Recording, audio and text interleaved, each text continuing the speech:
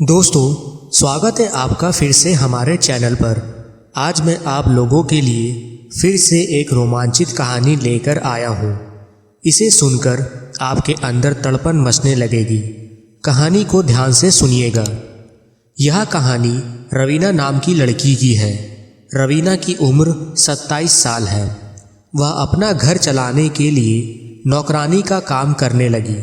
जिसके यहाँ नौकरानी का काम करती थी उसके मालिक का नाम अभय था। अभय अपनी बीवी से रूठा उठा रहता था। उसकी बीवी उसे मनाने के लिए बहुत कुछ किया करती थी, लेकिन वो कहते हैं कि इंसान का मन भर जाता है। उसी तरह अभय को अब नई चीज़ चाहिए थी। आप समझ ही गए होंगे। रवीना अभय के यहाँ काम करती थी। रवीना दिखने में काफ़ी खूबसूरत और किसी हीरोइन से कम नहीं लगती थी। एक दिन अभय घर पर रहता है। उस दिन वह रवीना को पहली बार देखता है। रवीना को देखकर उसके मन में रवीना के लिए बहुत सारी बातें चलने लगती हैं। वह उसे मन ही मन चाहने लगता है, लेकिन वह यह भी सोचता है कि यह तो मेरी नौकरानी है। अगले दिन वह ऑफिस नहीं जाता है, क्योंकि उसे रवीना पसंद आ गई थी और वो उसे आज फिर देखने को घर पर ही रुक जाता है। अभय की बीवी अभय से कहती है कि आज आप ऑफिस नहीं गए। अभय कहता है कि आज मेरी तबीयत ठीक नहीं है, इसलिए 2-3 दिन तक घर पर आराम करूँगा। उसकी बीवी ने कहा कि मुझे बाहर काम है, इसलिए देर से लौटूंगी। तुम्हें कुछ चाहिए होगा तो रवीना से मांग लेना। उस दिन रवीना लाल साड़ी पहनकर आई हुई थी। जब अभय ने रवीना को देखा तो अभय अपने आप को संभाल ही नहीं पा रहा था। वह तो बस उसे अपने दिल की सारी बातें कहने को तरसने लगा। रवीना अभय के पास जाती है और पूछती है कि मालिक, किसी चीज़ की ज़रूरत हो तो मुझे बता दीजिएगा।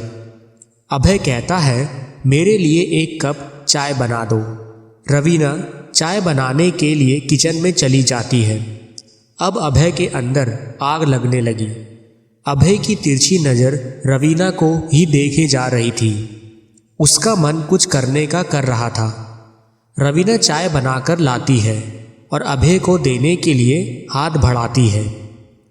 उतने में अभय को मौका मिल जाता है रवीना को छूने का। अभय का छूना रवीना को बहुत अजीब लगा। अभय कहता है कि काम थोड़ी देर बाद कर लेना, तुम सामने स्टूल पर बैठो। उन दोनों की नज़रें आपस में टकराने लगी। अभय ने रवीना से पूछा कि तुम जब से आई हो तब से तुम्हारा चेहरा उतरा हुआ है। रवीना ने कहा कि नहीं साहब, ऐसा कुछ भी नहीं है। अभय ने जोर देते हुए एक बार और पूछा। रवीना ने कहा कि मेरी शादी जिसके साथ हुई है वह तो हमेशा शराब के नशे में ही रहता है और घर चलाने के लिए मुझे बाहर आना पड़ता है। शादी होने के बाद मेरी ज़िंदगी तो बर्बाद हो गई है। ना मुझे सुकून मिला, ना प्यार और ना संतुष्टि। मुझे तो अपने आप को ही संतुष्ट करना पड़ता है। अभय समझ गया था कि रवीना को किन चीज़ों की ज़रूरत है। उसने रवीना से कहा कि मुझसे तुम्हारा ये दुख देखा नहीं जा रहा। मुझे तुमसे अपने दिल की बात कहनी है। रवीना कहती है, जी बोलिए। अभय कहता है कि मैंने तुम्हें कल से देखा है और मेरा दिल तुम पर आ गया।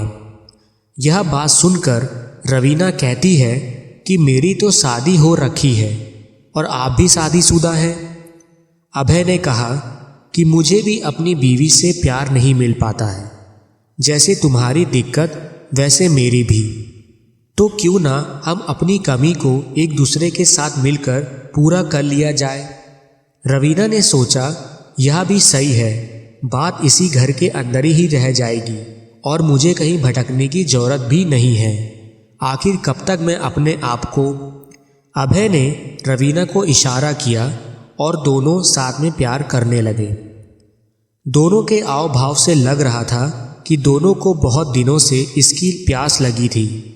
बस दोनों को सही इंसान की ज़रूरत थी। अभय कहता है कि तुम्हें लाल साड़ी में देखकर मेरे शरीर के सारे शाम का समय हो गया। उतने में घर की घंटी बजी। दोनों ने अपने वस्त्र पहने और रवीना ने दरवाज़ा खोला तो अभय की बीवी थी। उसकी बीवी ने रवीना से कहा कि तुम घर नहीं गई, आज इतनी देर तक रुकी हो। रवीना ने कहा मालिक की तबीयत ठीक नहीं थी और आप भी नहीं थी, इसलिए रुकना पड़ा। लेकिन दोनों के कपड़े को देखकर ऐसा लग रहा था कि जैसे किसी ने खींचातानी की हो। उसकी बीवी को रवीना पर शक होने लगा। रवीना समझ गई थी। उतने में वो वहाँ से निकल गई। आगे क्या हुआ जानने के लिए आप हमारे चैनल को सब्सक्राइब करें और बेल आइकन ज़रूर दबाएं। धन्यवाद।